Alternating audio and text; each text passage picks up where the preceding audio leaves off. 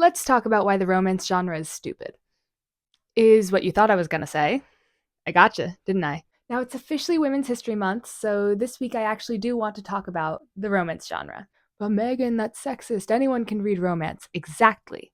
Though the candid truth from the publishing industry is that every genre has its ideal reader, or the stereotype that publishers, editors, and marketers gear their book towards. For romance, the stereotypical reader is female. And as one of the preeminent genres targeted primarily for women, romance very early on received the proud stamp of anti-intellectual. For centuries, and yes, I do mean centuries because romance got its start in the early 1700s with authors like Anne Radcliffe and Jane Austen. So for centuries, people have written off romance as pure feminine escapism, nothing of substance other than feel-good fluff.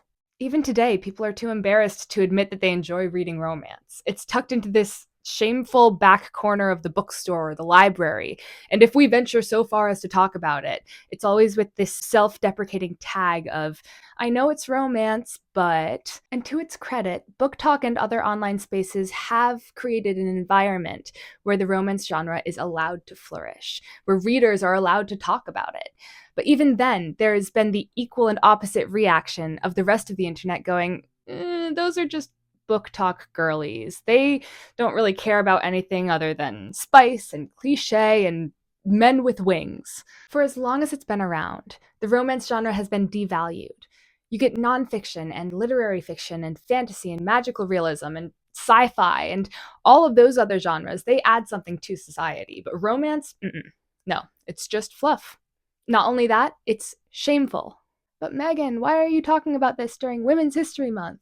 Well, I'm not saying that there's a connection between this phenomenon and the fact that romance was the first popular genre written primarily for women, but all I'm saying is that Jill Shalvis has just as many intellectual benefits as J.R.R. Tolkien, and I will die on that hill.